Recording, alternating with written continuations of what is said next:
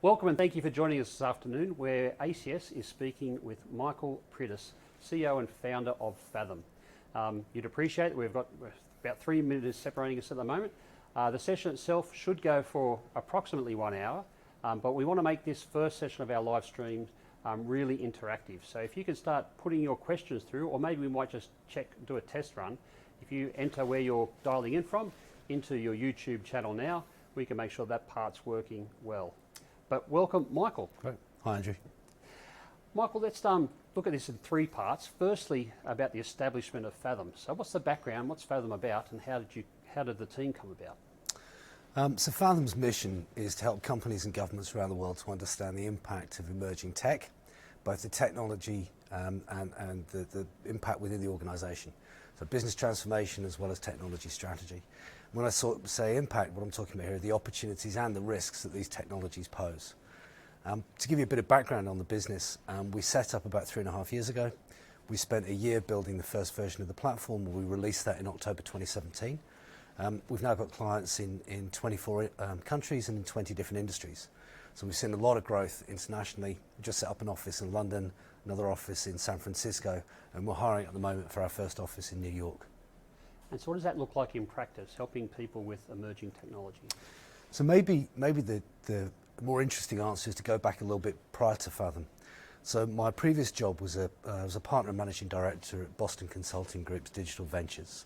I was the regional lead for Asia and on the global leadership team, and I did that for a few years prior to Faethm. What that meant is that in the periods of 2012, 2013, 2014, 15 and so on, I was in a very unusual and quite privileged position, I think, where I was working at very senior levels in many industries in 20, 25 countries. And we were involved in technology, product design and tech strategy, tech procurement and portfolio management and so on. And what I suddenly realised after doing that for a few years was really everything we were doing came down to try and answer 2 questions. The first question that companies and governments were asking all over the region, what is the impact of technology in the future? The second question is, and therefore, what do I do with my people? And so when I left BCG, it was to set up a data platform to try and answer those 2 questions. There's a lot of uncertainty, there's a lot of doom and gloom about the impact of AI, the impact of robotics. People talk about mass automation, the jobs apocalypse. There was some work that came out from Oxford University in 2013 by 2 guys called Frey and Osborne, which, to be fair to them, was really good work. And it was a concept paper, but it had a couple of holes in the methodology. And the result of it was that there were these headlines that went around the world saying 47% of US jobs are going to get automated by 2035. That's not true. But what we saw as a result of that, 2013, 2014, was a lot of doom and gloom in the media about the impact of technology on jobs. What we've been able to show with the data and the analytics that we've built is that there'll be 3 impacts. There will be automation. There'll be a lot more augmentation over the next few years, which is to say jobs are retained but materially changed. And there'll be new jobs added. So automation, augmentation and addition. And what we're doing is helping companies and governments to understand what the shape of that actually means in their workforces.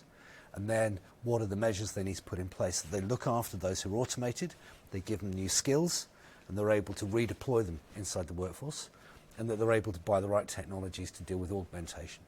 So we've really kind of helped to reshape that issue, around the world now. We've got clients in so many countries.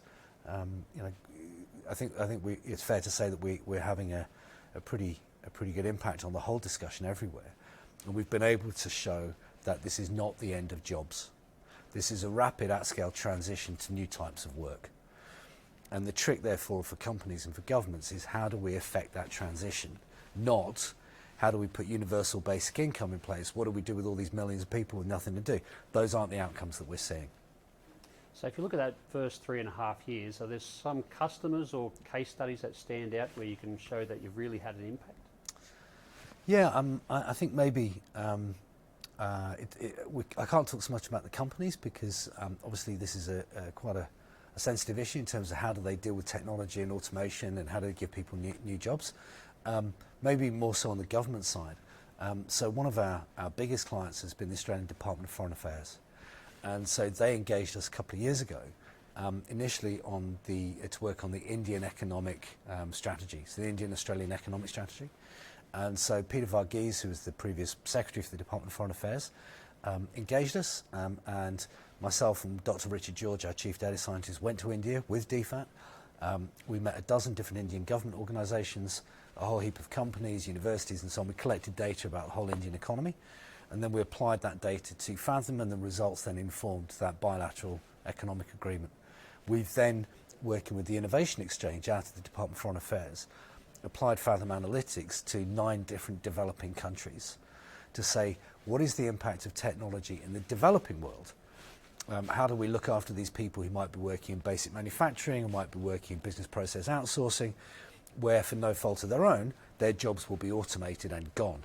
Now, in Western countries, there's a whole range of reasons why. We can talk about that if you'd like to, but there's a whole range of reasons why I'm very optimistic about the impact of technology on jobs. I mean, I don't think there will be a net jobs loss. I think it'll be net jobs growth. In developing countries, however, that's not the same picture. You know, we're very concerned about what happens in our immediate doorstep here from Australia, but also through Africa and South America as well. Many of those countries will see quite adverse outcomes, and so working with the Department of Foreign Affairs, we've been able to inform that discussion that then has led to new policies around aid and trade and foreign policy. You've also done some work with MIT. What was that about? So MIT Technology Review interviewed me about a year ago for an article they were doing, and then in the course of that interview, or following that interview, they then said, well, we'd like to spend a bit more time with you guys. So that ended up us contributing to 6 different research papers that they published in the second half of last year. The first one that sort of set the topic was Asia's AI agenda, and so we basically gave our analysis of what was going to happen industry by industry, country by country across Asia. So we've been able to identify the automation, augmentation and addition outcome following the introduction of any technology on any job in every industry in every country in Asia. So what's really impressed me is the granularity of the information data that Faethm can provide. Could you give our audience just a high-level overview of the methodology that underpins the platform? Yeah, so I'm going to talk with my hands here, so we'll try and explain it like this, but there are 4 main modules in the analytics. So if you imagine a kind of sort of blocks, so going left to right, the first block, we have a technology adoption model. So we describe every single emerging technology in a taxonomy that we've developed of 17 categories of application technologies and 6 infrastructure technologies. There's collectively about 130 technologies. And we assign each of those a global availability S-curve that talks about how it comes out of the lab and how it matures over 15 years. We've then got country and industry specific adoption S-curves that talk about how different companies will apply it once it's available. So let me simplify that. So if we took voice AI as an example, and we would know that product through, or that category of technology through Amelia or Alexa or Siri or any of those products, we have a global assessment for how voice AI matures over time and an assessment for how financial services in France, Finland and the Philippines will use it. The second module is a work attribution model. And you can think of this as a universal model for work, or what we call an occupation ontology. So here we describe 72,000 different jobs in 244 attributes with about 3,000 technical skills and about 20,000 tasks. So if you like, we've described jobs at the atomic level. We've kind of scattered them out, gone super granular, bottom up, and described every known job. The third module are the AIs that hold that together. So there's a mix of different types of AI, so neural nets and support vector machines, random forests, the NLP, the whole thing. And that's my technical description. If you want more information on that, I'll get our chief data scientist in, but that's where my AI knowledge is starting to, as you can tell, get a bit vaguer. But essentially what we've done with those is we've taught them to understand if you deploy a particular technology into a particular context of work, you affect the supply and demand for the constituent elements of that job. So an example would be in a call center. Be outbound calls, people selling stuff, inbound customer service calls, and escalations. Well, outbound you might be able to automate a good proportion of. It's a script, you know what you want to say, it's more automatable. Inbound, there might be elements of automatable, like where's my bill, why is it this much? And we've got chatbots that are starting to become quite sophisticated. But escalations are going to be different every time. Where a customer's got a problem that needs to go through a process. And so as you apply technology to that call center environment, you might automate some of the outbound sales work, but it does not follow that that person loses their job. Because you've automated it, you might now get more inbound customer service calls, or you might get more complaints, or you might have erroneous sale of information or provision of information.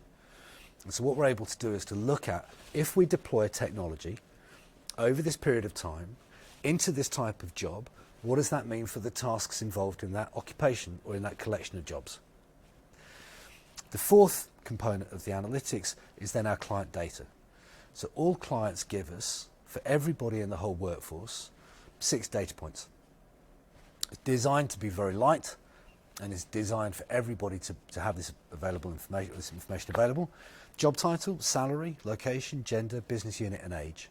Comes straight into Faethm. We have an AI that does the ingestion and the mapping, and then that immediately serves up to the software as a service platform all the insights and scenario modeling tools, so that those companies can now, without needing to come to us or to involve any sort of services, in a very self-sufficient way, model technology scenarios and see the impact on jobs.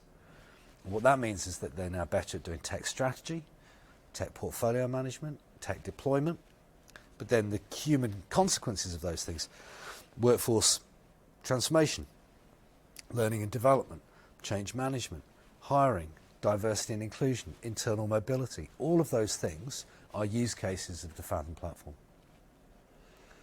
So how much is it preventative? So organisations buy the platform once they've already invested in their technology roadmaps and then re-skill, retrain staff, or do people need the platform first to decide where to invest? How do you decide what that S-curve looks like? So companies, I think, or employers generally, have already begun that journey.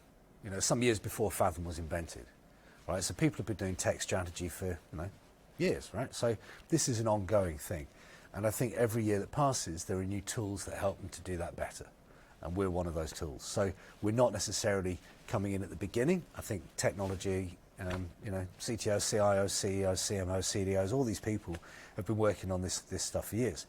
The issue is, it's not the data visibility has been low. The ability to manipulate that data has been low. If you wanted to do this work beforehand, you needed to go and hire a consulting firm. You need to spend a serious amount of money, and you would then get an Excel and a PDF or a PowerPoint, and that would be, here's your strategy, we'll see you later, we'll come back next year, you can hire us again, it'd be another $5 million. And what we've done is essentially automate that process. Now, having said that, we work very closely with all those consulting firms. So one reason for our rapid growth has been that those consulting firms are now our delivery partners, and we have a partner ecosystem. So that's all the main firms. So BCG, KPMG, PwC, Capgemini, DXC, Blue Prism, technology and consulting firms that now use Faethm with their clients to inform that tech strategy or the programs that follow. And so there have been some really significant pieces of work done by those companies with Faethm software. For example, the Luxembourg government has built a product called skillsbridge.lu, which you can look at. That sits on top of Faethm software, and it provides everybody in the whole country with a personalised learning and development plan, so that as technology affects their jobs, they have skill development pathways for jobs in the future.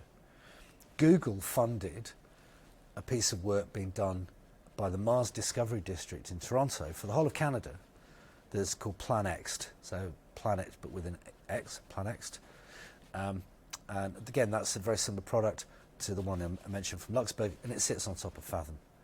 So we're starting to see major governments, major consulting firms, major tech firms either buy Faethm and deploy it, or take Faethm into their clients, so that all of those companies are now operating with this much richer level of data. So going back to your question, I don't think we've come in at the beginning. I just think we've made technology strategy, portfolio management, workforce transformation a much easier thing to do. There's one other thing that's relevant, and that's how the context has changed in the last few years, and how, in part, we've been responsible for that change, but also responding to it. So, as I mentioned before, 2013, there was this scary piece of work that came out of Oxford University. 47% of US jobs are going to get automated by 2035. And everyone's like, oh my God, terrified. Well, as I mentioned, that's not actually the case. That's not what's going to happen. And so initially people were worried and afraid.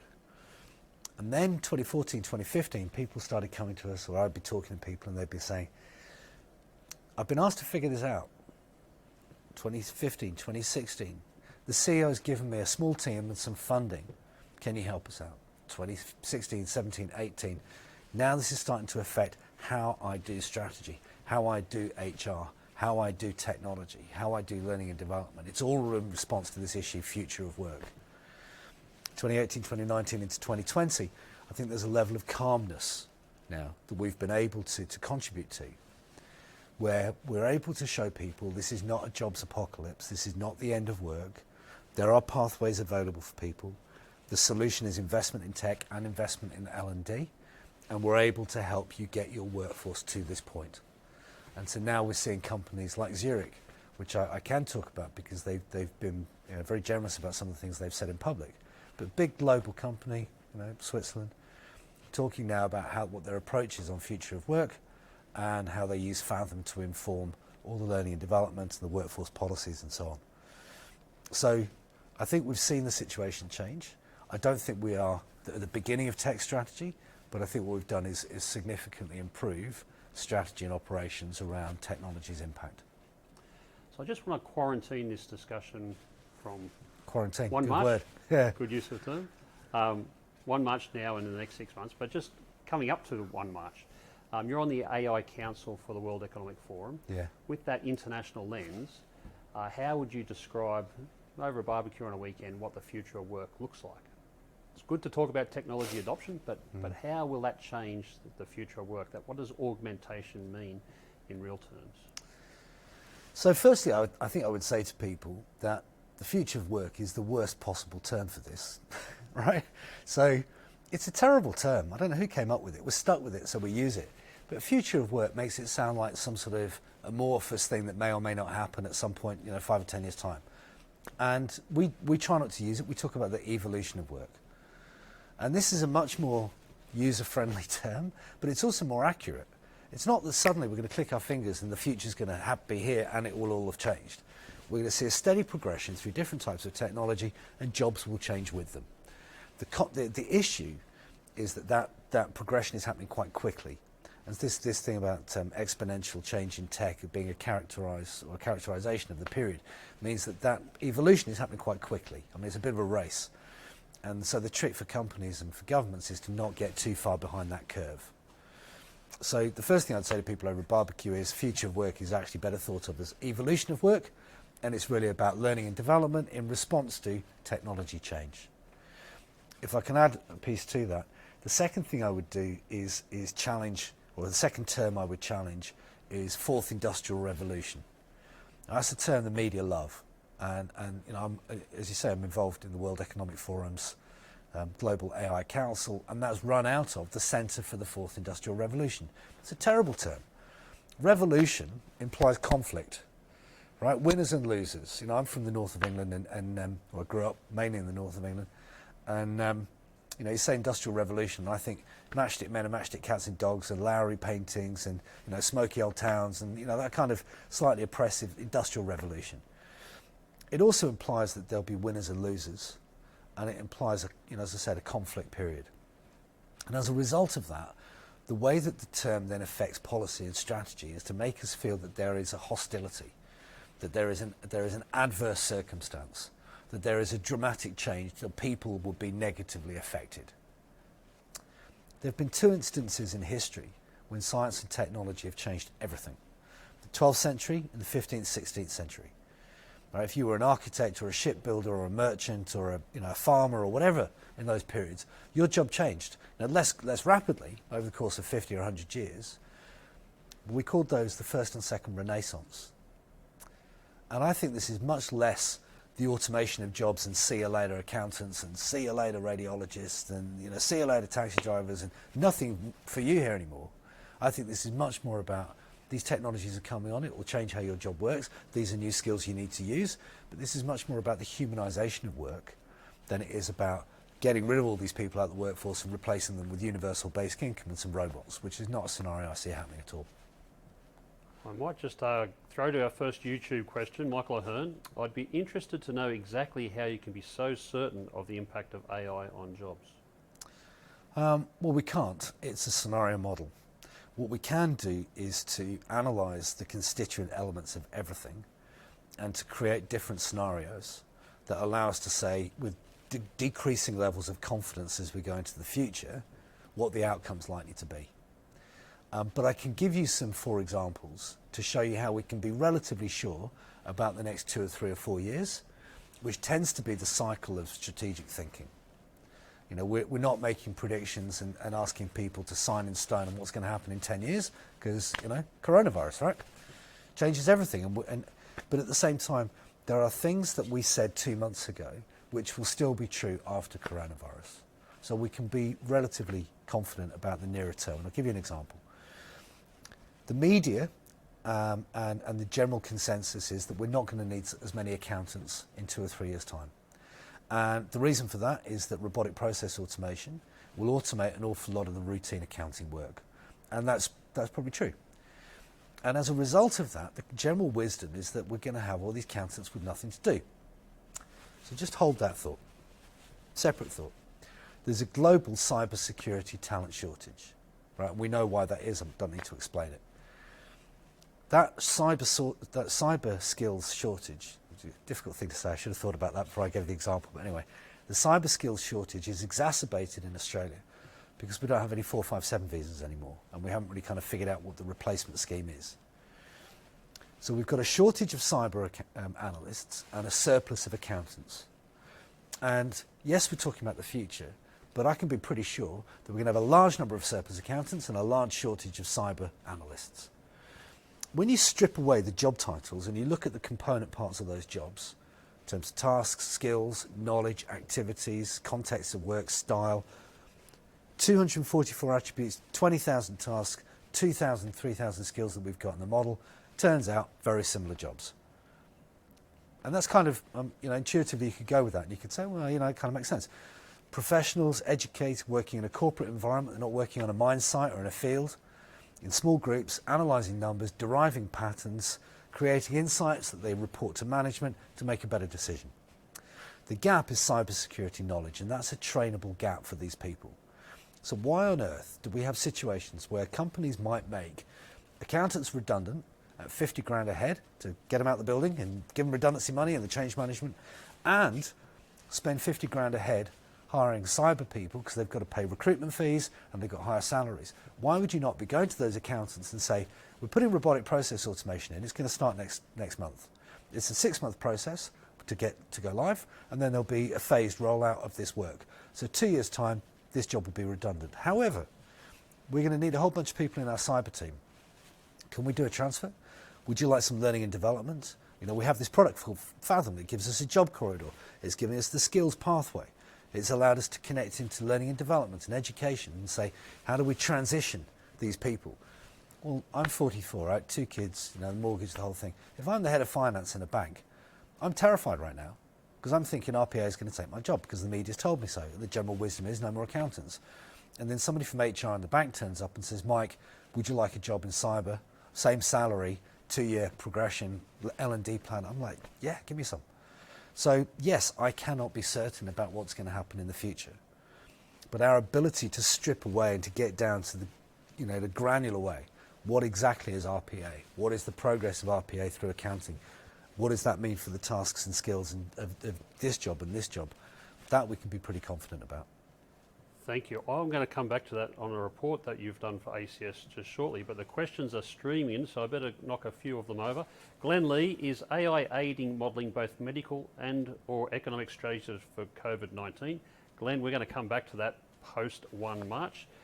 Graham Bond's asking about shortage of some specific skills. So that might be a good segue into this report that you've done for ACS just recently. What do skill shortages look like? Well, let's talk about what jobs of the future are, and then we can see why we've got a skills shortage in certain things. So one of the ways I try and answer this question is to say that computers are good at the jobs we find hard and bad at the jobs we find easy. What I mean by that is that we've always throughout history used tools to do things that we're not built to do. And those tools got pretty good and they've become machines that are becoming intelligent. And so we're not built as human beings to be processors, calculators, to lift and carry heavy objects, to fetch things from A to B, to do routine work in burning buildings or any of those things. And so we will increasingly use more and more powerful tools like software, robots and what have you, to do the things that we're not good at. So we're going to see a surplus of skills that are automated because we've applied a machine to do that job. At the same time, it's very difficult or impossible for an AI robot to do things that are fundamentally human. Care, compassion, communication, risk tolerance, dealing with ambiguity, being innovative, inventive, having initiative, being entrepreneurial, empowering others. All of those things are fundamentally human things that machines cannot do. And what I think we're going to see is a shift from the types of jobs in the first category to the types of jobs in the second. The problem is that we're not teaching much of those second group skills. So we know we can teach collaboration, but we don't. There's no degree in it. We know that we can teach being innovative, the design thinking courses, but these are a peripheral thing at best, an option if you're doing a degree. Many people finishing, training courses without any experience of kind of, iterative prototyping and test and learn and so on. We know we can teach people to be agile. We know we can teach people to be better communicators. We know we can teach people to be entrepreneurial, to understand what risk and probability actually is, and then to make better decisions. We don't teach any of these things. What we do is we churn out accountants and lawyers and people that into jobs with skills that we know probably have a shorter shelf life. And when we talk about the skills imbalance, what we're talking about here is a reinvention of education. Of understanding that the role of education is changing, that the education business model at the moment is a major factor as to why it's not changing. There's an awful lot of people in very senior roles in education all over the world who don't want to see it change at all because it's working just fine for the business model, but it's not delivering an awful lot of the right skills that we need. And what we've basically done in that report, and to come back to the question, is to break that down in Australia and say job by job, company by company, or industry by industry, I should say, location by location, where are we seeing a surplus or a deficit of different types of skills, and what therefore should the solutions be? And so which industries are having the biggest forecast shortfall? Well, I don't know if I know that across the board. I can tell you that there are certain patterns across different industries. I don't know if I can say the biggest single skills shortfall. What I can do is say that we're definitely seeing patterns in certain types of industries. So financial services, professional services and retail sees quite a high degree of outright automation because there are large numbers of people doing procedural work. In some industries, so medical, education, care, agriculture, mostly it's augmentation, and there'll be growth industries. Adult education is a great example. It's a small industry at the moment. Because of everything I've mentioned, we're going to need a lot more skill development, and therefore we're going to see more people moving into that space. So I think any industry that has large numbers of people doing routine processing work will see overall large amounts of automation. Excuse me. They will also see an awful lot of growth as they start bringing in some of those technologies. So net, I don't know what the analysis is at the industry level. Company by company we can tell you, but I don't have that information in front of mind. Along those lines, Daryl Carr is asking, is it realistic to expect that blue-collar workers will be able to be reskilled in the numbers required to support current economic activity? Yes, it is. I have two examples. Just thinking about how to give you the first one without talking about the company name. So our first client is a major multinational manufacturing company. And so they have 1,800 machinists working in one of their factories. And these guys will probably be automated out when the next wave of robotics comes in. And what that company's been able to do is to say, we have another business unit that is currently a wholesale company, and we could provide wholesale plus services. And so now what they're doing is they're going out to those 1,800 guys and they're saying, well, there's redundancy if you want it, or there's a learning training program to move from the factory floor to providing product services in this wholesale company, and that's been underway for 2 years. I think maybe I'm a bit conscious that what I've just said is, because it's anonymised, it's not very vivid, so maybe let me give you a scenario, and that might allow me to kind of explain it a bit more richly. So as autonomous vehicles come in, we're going to need fewer taxi drivers, lorry drivers, mechanics, and those associated in that industry. That's going to happen. There is a school of thought that says until an autonomous car can navigate an Italian hill village, it's not truly autonomous. So we'll see what the time frame is. But we're going to see that happening on freeways and major arterial routes, and there'll be an impact on the number of people in driving jobs, and that's going to happen. 10 years, 15 years, doesn't really matter. In a relatively short space of time, a whole occupation area is going to be changed. So again, just hold on to that thought. Separate thought. Well, join them together in a second. There is some study that's come out of Saudi Arabia and some of the oil countries talking about peak oil being in 2023. And the reason for that is not production, is demand. As electric vehicles hit the bottom of the curve and the tipping point, particularly in South Korea, Japan and China, about $480 billion US dollars of oil exports from the Middle East to those countries gets taken out. Now, all those oil companies have got fixed costs that are high. They've got refineries and shipping and gas and petrol stations and so on. And so when you take out $480 billion in 2023 and beyond, because of the reduction in demand because of electric vehicles, you affect the economics of that industry. And eventually they have to put the price up because they've got fixed costs that they've got to cover. So 2023 is thought to be the tipping point because there'll be so many electric cars that they lose that money. The oil companies respond by adding more, they're charging more at the pump, and there's more demand for electric vehicles, and the thing kind of machines along its way, and we hear the tipping point, and all of a sudden electric cars become a much more cost-effective option for more people. Third thing to talk about in this scenario is drones. So Google's they have a global testing site for drones in Canberra. And there's a few kind of major things to do with drones before we get to them being a useful vehicle at scale for last mile delivery, in the community. And some of those things are, better motors and battery life and blades and so on. There's a hardware piece. Second is the idea of drone nests, where a drone can land and an automatic arm can replace the battery or whatever might be wrong with it, or load a can of beans or a loaf of bread into it. Some are software. So when the drones are on a collision course, they both don't turn the same direction. Another would be sensors. When a drone's motor fails, because obviously it will from time to time, it doesn't land in a pram. Another would be building regulations. How do we make sure we're not getting drones flying through the window, either deliberately or by accident? All of these problems are being worked on at the moment. So now let's tie all those three things together. Autonomous vehicles, electric vehicles and oil prices, and drones. What we can look at when we look across those, and perhaps going back to an earlier question, we're now having a sketchier view of something 10 years out, but we can start being quite methodical as to how we break this down. What we can see is that as autonomous vehicles become more common, we're going to have fewer people driving. We're going to need a lot of electric vehicle infrastructure, which we don't have anything of at the moment. I don't know where my nearest charging station is from my house, and I live in, Metro Sydney, right? I don't see a solar industry. I don't see charging points being dug up in the street. But also, what are we going to do with all the petrol stations? We've got this vast cumulative area of real estate, prime real estate. Every suburb's got at least one. And if we're powering things with electricity, what are we going to do with the petrol stations?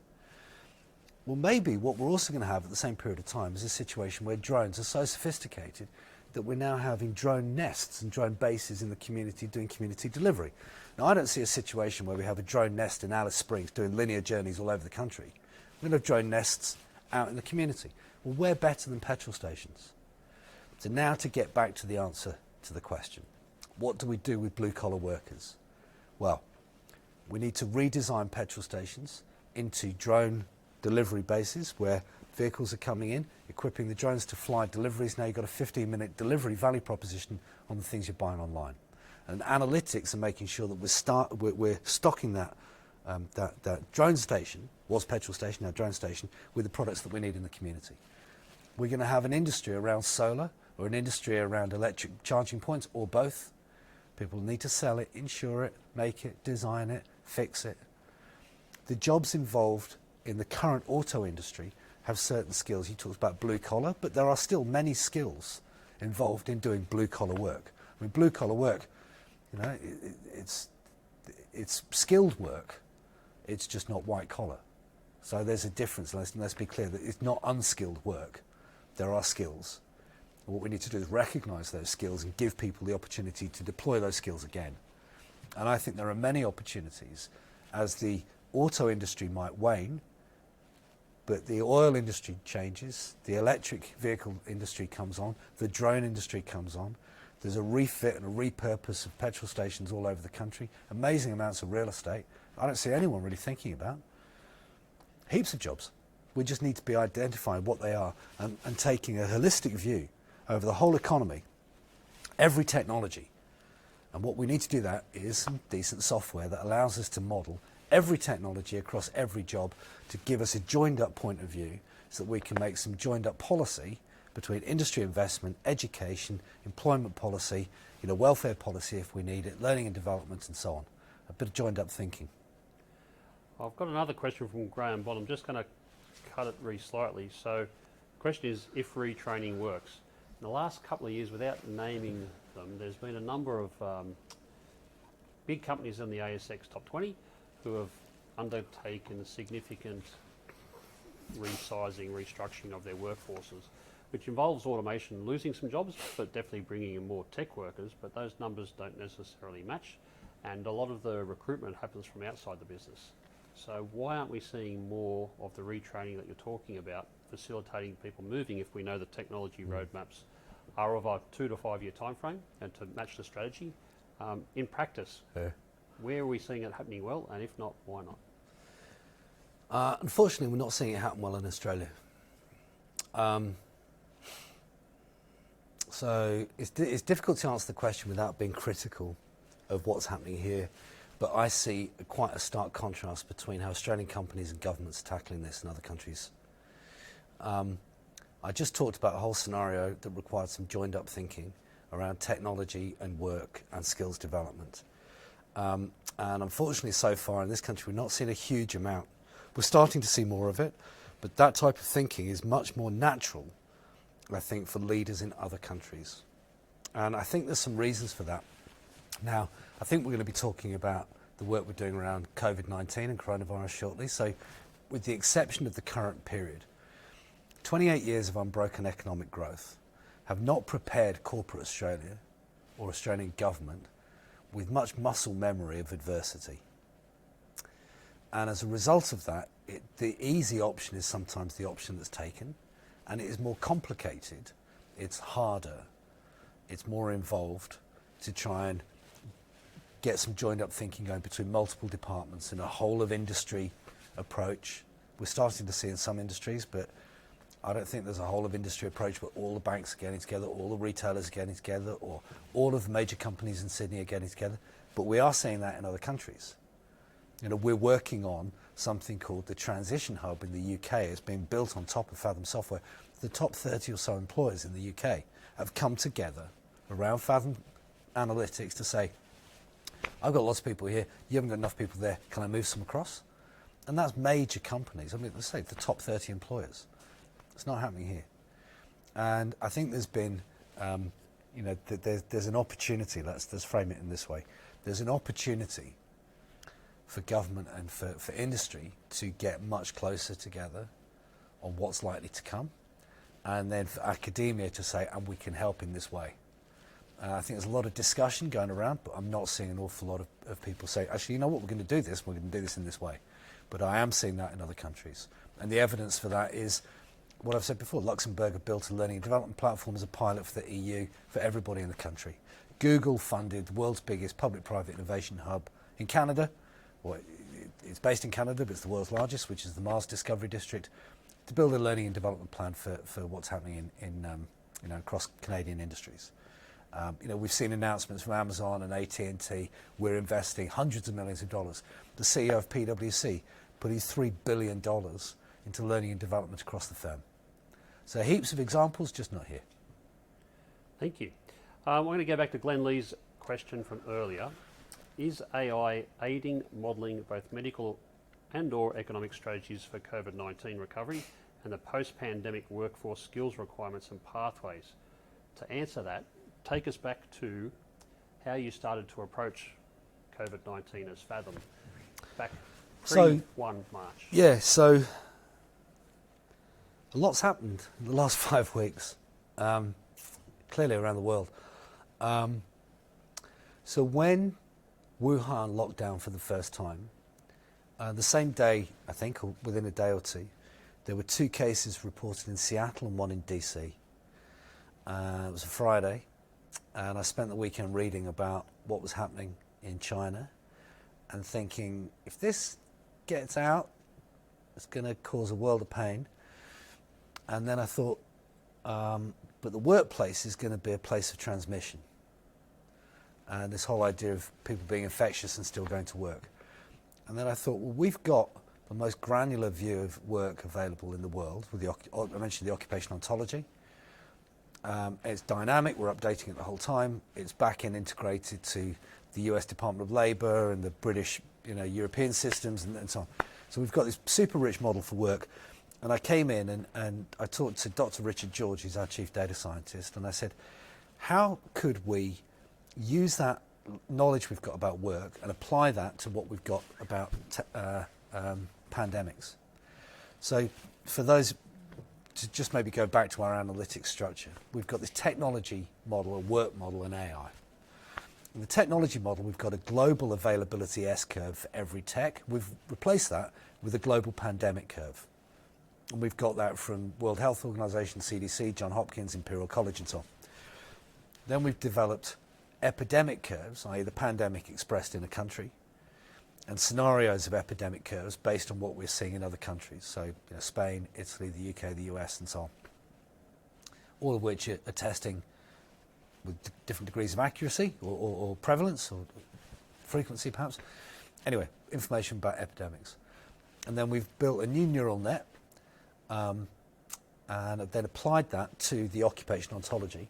And what that's let us do is go bottom up, and rather than just say this job's at risk of automation, we're now saying this job is at risk of contracting coronavirus because of high degrees of activity between this job and other people. We can make a distinction between the types of interactivity, even down to whether the person is on the phone talking to somebody or in person meeting somebody, because we've got such a granular view of work. We collect, as I mentioned before, 6 data points: job title, salary, location, gender, business unit, and age. And we know that age correlates with the severity of illness. And so now what we can do is apply things like the Australian census to that neural net, which we did a couple of weeks ago.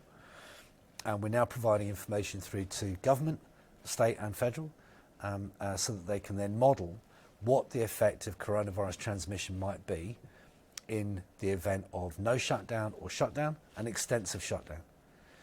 We can identify which jobs are essential jobs to keep to keep going. But we can then say, well, we've got a much older person doing this essential job. We need to get them out of the way, and we need to replace that person. Or when I say get them out of the way, I mean get them out of the way of coronavirus, and then swap in a younger person, and then put some protections around that person at work to minimise their likelihood of catching coronavirus. We can then identify which jobs could be remoted, because we can say, of all the skills and tasks and knowledge and things that go to make up a job, the neural net is now saying, well, this has a certain amount of remote work that can be done remotely. Now, most companies that I've spoken to have sent people home, and they're calling it, we're working remotely, but they're not. They're doing emails from their phone at home. Many of them don't have the cyber provision. They don't have the hardware. They may not have bandwidth. They may not have software available to all those people that they've sent home. So what we're seeing is an immediate productivity impact. No companies yet working, or very, very few companies, will be working at the same levels of productivity now that they had in January by working from home. And so we can identify what this is, and then we can also say, and these are the technologies that you need to be adopting or buying today in order to facilitate remote working. So there's heaps of law firms and accounting firms and people doing work that's confidential. It's got a contract around it, around confidentiality and NDAs. That is just emailing stuff. It's just leaking out all over the place, not just here, all over the world. And the cyber threat, the cyber risk is really significant. The risk management side of it is super significant. The risk of redundancy is growing because people are then saying, well, I'm going to have to bring in some RPA. We'll get some robots to do this job. When actually what they could have done is said, well, 60% of your job is remotable. And what we're going to do is redesign your job to do more of the 60%. So you're doing the 60% 100% of the time. And we're going to take the 40%. And we're going to have an RPA program over here. And, there's reconfiguration of work. And so what's happened in the last few weeks, we built the neural net, and our product team have done just the most incredible job to build a whole new module on the platform, which we've now released the first features of a week ago yesterday. And there'll be more releases every 2 weeks as we go through 2-week sprints in our development team. We're doing customer research with major corporations, governments, and our delivery partners and distribution partners all over the world. We constantly get this feedback loop of, well, I need more of this and less of that. And, as a result of that, our revenue in March was 100% greater than forecast. And so that's really the evidence for what I'm saying is that, the demand of what we're seeing. Our pipeline, heaps of companies in our pipeline have brought that forward and said, we need this now. We've got a higher instance of renewals. A couple of companies that churned out that didn't renew have now renewed and reactivated. And so it's been a hugely beneficial because it means that we can now hire more people and start building this more. We've also started doing a lot of work without fee for government. So we haven't been paid, we haven't got a contract yet with the New South Wales government for what we're doing with them. And there's an amazing guy called Professor John Fraser, who is a very senior ICU director in Brisbane. And we're starting to inform some of their demand planning by saying, if there's a shutdown or a lockdown, and if it lasts for this amount of time, it will have this type of effect on healthcare throughput. We were able to model what the type of experience is that people have with coronavirus and the frequency or the range of people likely to go into ICU. And so then we can say if there's a shutdown, it'll flatten the curve, but at some point we'll need to take the shutdown off. And when we do that, what then happens with the curve? So it's like a dynamic modelling tool that allows us to apply epidemic scenarios on workforces to inform shutdown policy and healthcare demand. That's incredible. How is COVID being the impetus for rapidly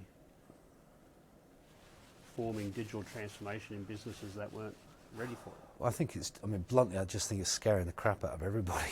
Everybody is now saying, okay, this is huge. We've brought forward our technology strategy by years. One of our clients is Adobe, and they've got a great guy there called Sky who does a lot of the business transformation work, and he said they see massive spikes in demand for products to automate. We just signed a global distribution partner agreement with Blue Prism, one of the world's biggest robotic process automation companies. All of these companies are now reaching out and saying, how do we understand what the impact of technology is in order to keep people safe? And it's changed the conversation quite significantly. So we did some analysis using US census data, which is broadly therefore going to be true in Australia. We could apply the Australian census to it, we just haven't done this yet, which is to say which jobs are essential jobs that could be automated and to keep people safe, and which jobs are essential jobs that can't be automated but could be augmented to make those people more productive. And so there's a way of tying together technology's opportunity and risk and the impact it will have in a COVID world and in a post-COVID world. It's all very well to say to people, go home, get out of here, don't want you to get infected. But at some point they're going to come back. To what? To which jobs? We've changed their jobs now, we're going to change them again. Is this the beginning of a whole period of remote working? Was coronavirus, as we look back on it, 2021, 2022, was this the time that we all learned to work effectively remotely? What does this do to all the technologies that have been part of that, that story? And so we found ourselves very quickly in a position where literally in the last 24 hours, I've had incoming requests for information from the Australian Financial Review, the OECD in Paris, and the CSIRO. So I think that hopefully gives you a sense as to how available this information is. And I've got to say, just a shout out to the team. You know, it is incredible what they've done. Just to bring that to life, do you have a practical example of where there might be some occupations that could be the conduit to the virus infection spreading more rapidly, that could be automated based on this current scenario that makes sense? What would be an example of that? Cashiers in a supermarket. So it's an essential job. We need to go and buy food. You know, we need Coles, Woolworths, and what have you to remain open. Cashiers, my heart goes out to them, right? They've got somebody in front of them, their whole shift, about that far away. It's not 1.5 metres. And even with those plastic screens, they're coming inside that 1.5 metre range. They're not all wearing face masks.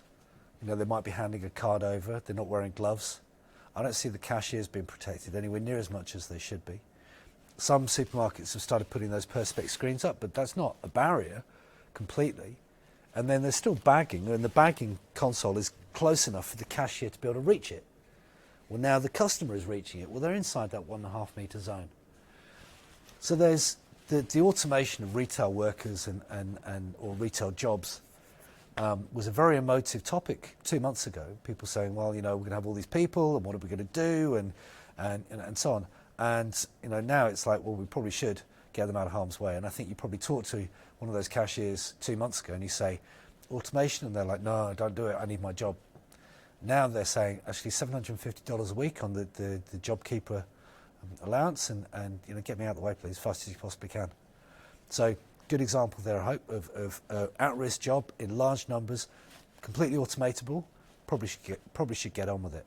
I would never have said that 2 months ago. I would have said those people need to be looked after. Now I think we're looking after them by getting them out of the way, you know, out of the way of coronavirus. On the other end of the scale, people working in anaesthetics. You know, there's so much scope to augment what they're doing. And God knows we're going to need as much of their productivity as we can over the next few weeks and months. So if you're an anaesthetist, anesthesiologist, that type of occupation, there are technologies that will augment what they're doing. We probably need to be spending a lot more money on those technologies in order to improve anesthesiologist augmentation, and therefore productivity and capacity.